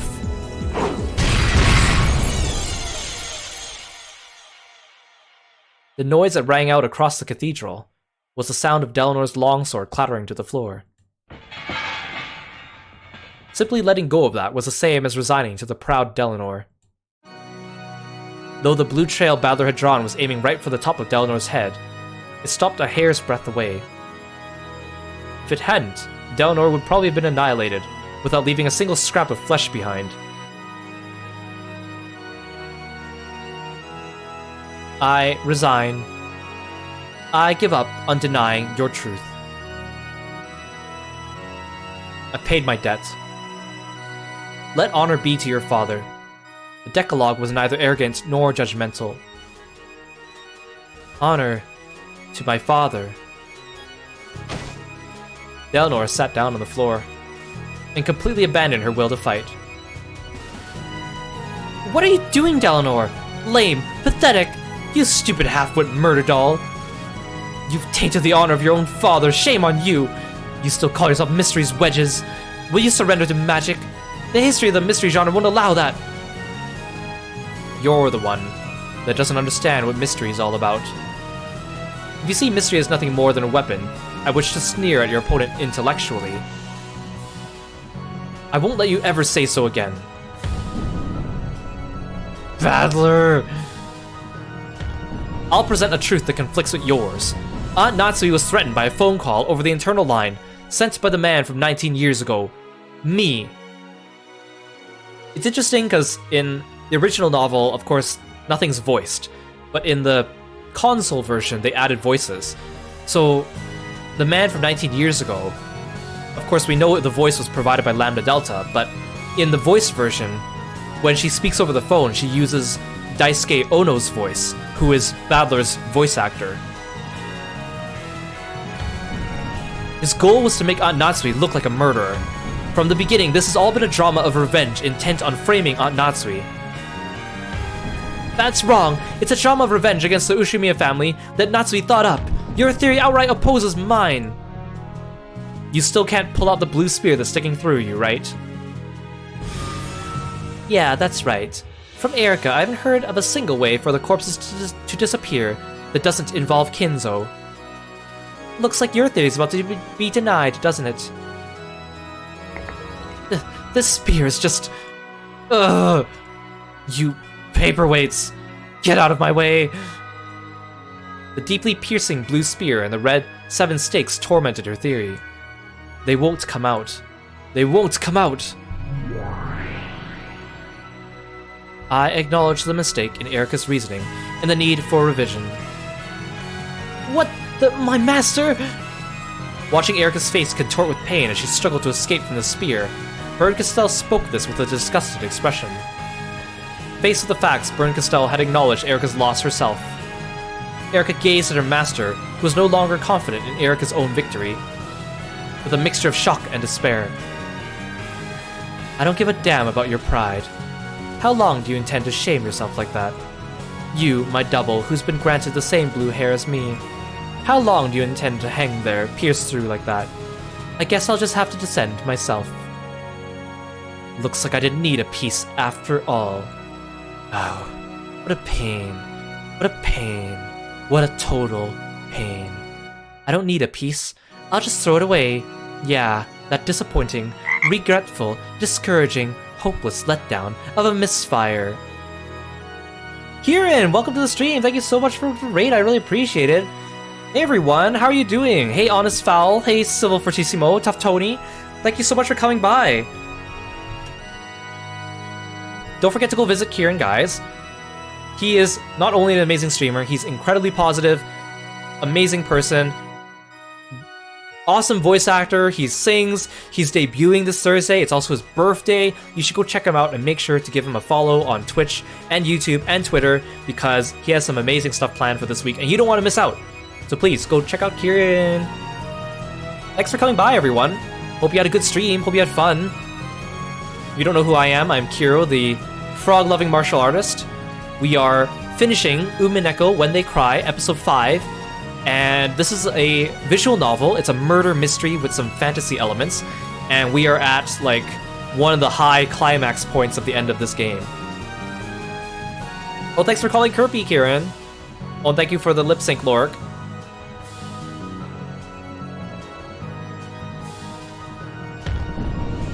Do it quickly, filth. Didn't I tell you to revise that pathetic theory of yours? Yes, my master.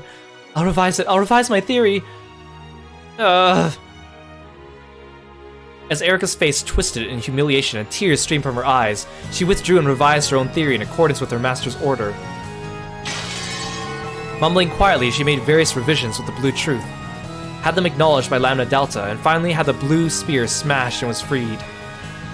Though that blue truth did indeed explain how the corpses had disappeared, it couldn't conceal its desperation, and was a bit of truly shabby reasoning. My master, I've taken it out. My theory is perfect. Are you kidding me? It's horribly pathetic, but I'll forgive you.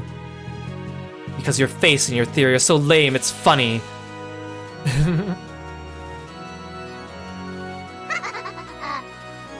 Are the white screen truths from Burn and Erica in the first trial aren't necessarily red truths.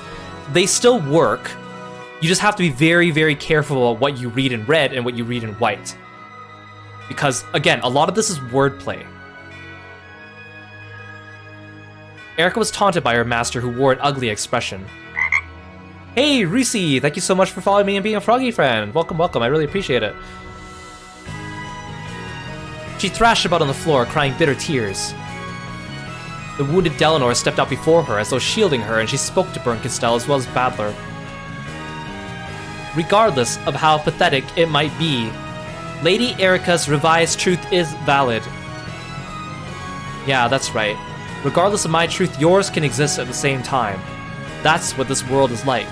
No one can disprove them, so even if there are various truths, and even if they contradict each other wildly, they can exist at the same time. Here, as many truths exist as you can imagine. No one can just deny that all on their own. How kind of Delanor to protect Erica, even though she knows Erica is just vile and hates her, but because she's working for her, she's still defending her against Kirostyle. Yes, that is true. I won't let anyone deny Lady Erica's truth. Delanor. As long as I am here, I will protect that truth. No matter how pathetic it is, I will not laugh at that truth. A backhanded compliment there at Erica.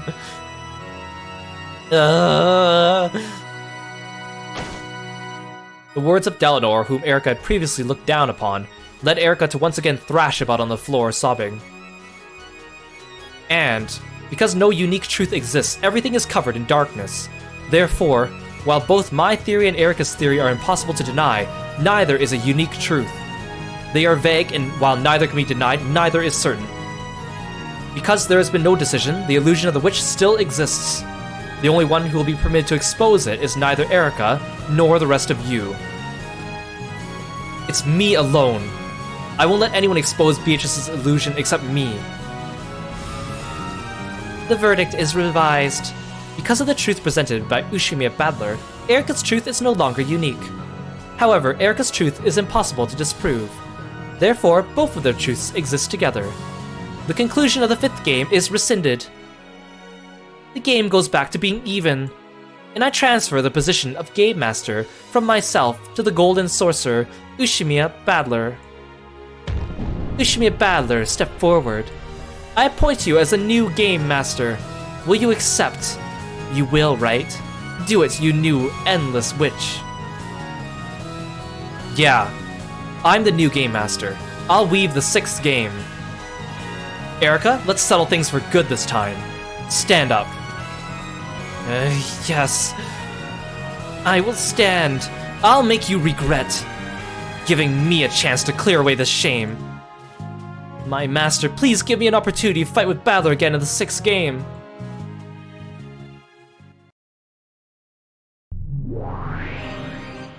Sure.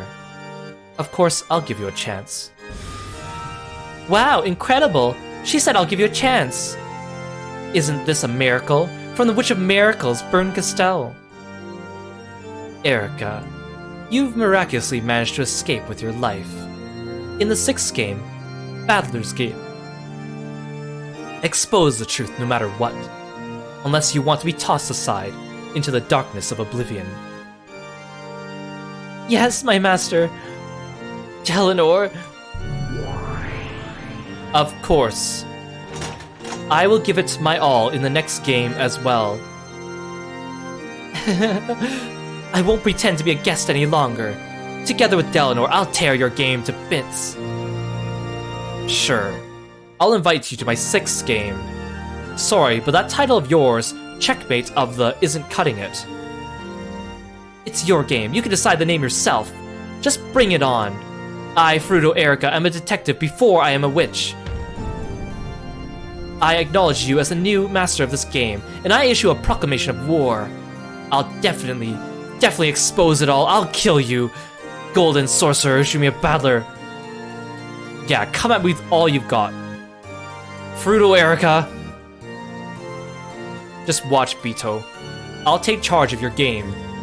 And in this next game, I'll prove that I completely understand all of your riddles.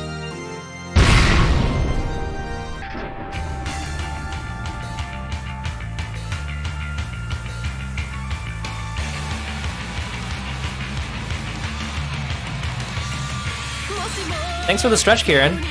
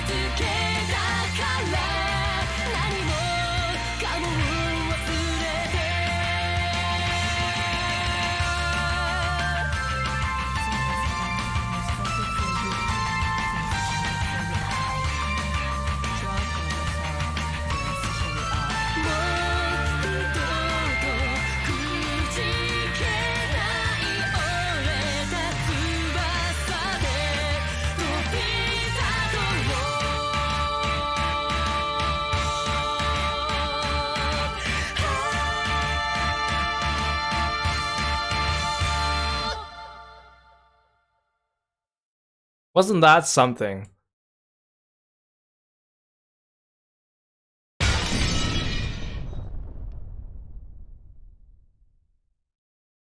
You still think it was the seagulls that killed everyone? I mean, I can't disprove your theory, so it's just as valid, right? Multiple truths and all.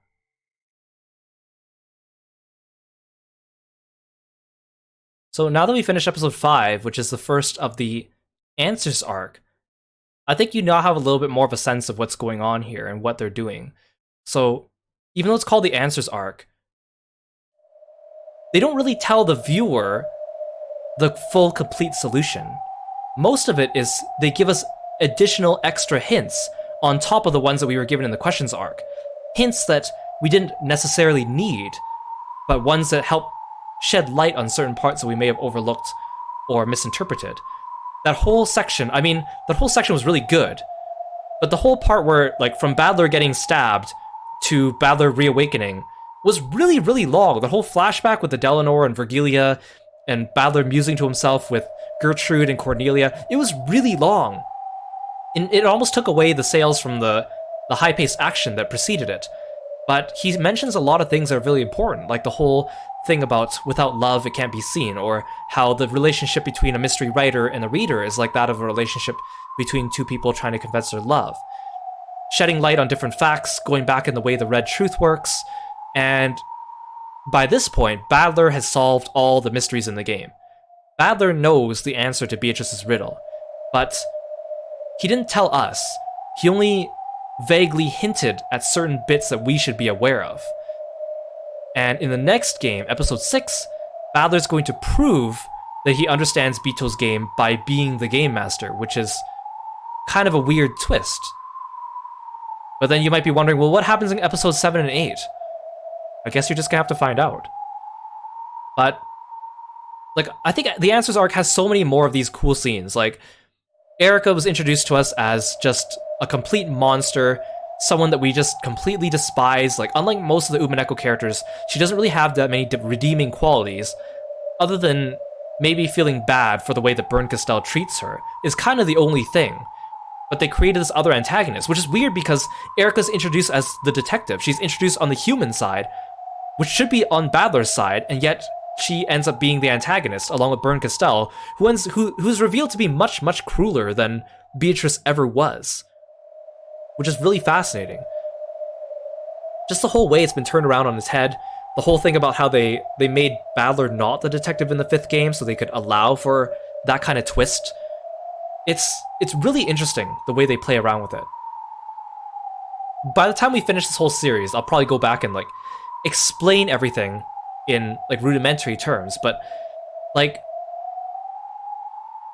it's weird because this is my second time reading through this novel. Of course, it's ridiculously long, and I first read it like over 10 years ago. But, you know, I've always known that if you go through it a second time, knowing the truth behind the game, there's a lot of like very important dialogue that you don't quite understand or grasp the meaning of until you read it a second time and go, oh, that's what they meant by this, or oh, this part foreshadows this.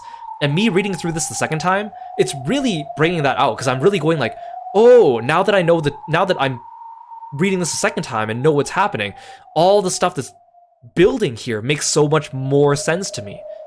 So it's kind of a treat for me too, although again, I wish I could give you my honest first-time reaction, but I can't. I kind of liked Kirostyle when she was first introduced, and now, right? Because when she's first introduced, she's introduced as she's going to help Battler, right? And she's kind of like this devoid, kind of like stone-faced witch that doesn't really show emotion, and now we're seeing that she's just plain evil, right? Even Lambda Delta doesn't seem as cruel as Kirostyle in many a turn. So it's really interesting to see how this is all coming together. Not to mention, like, all the stuff with Natsui and feeling horrible for her. Honestly, Natsui is one of the worst, like, streaks of luck in this entire game. I think Natsui and Rosa probably both have the worst streaks of luck in the series.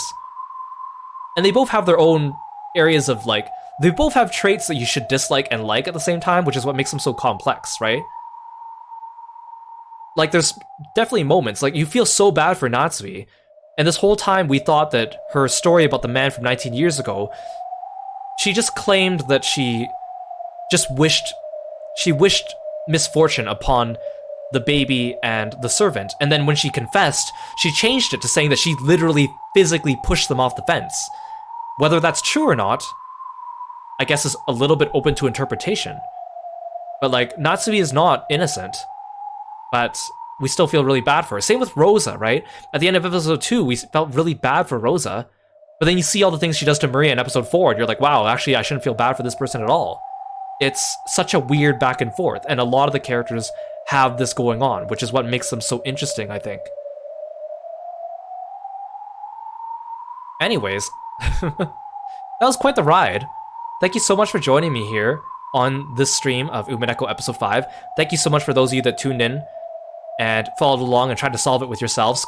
You know, continue thinking about in your head, what mysteries could you solve on your own, or what are your own theories on how Erica and Battler's truth could have actually gone, right? It's kind of interesting, because again, a visual novel like this without real gameplay, the gameplay is just your own puzzle-solving skills and seeing if you can unravel the mystery before everything is laid bare for us. Okay, let's have a look at Twitch and see if anyone is streaming so we can pass it on to them.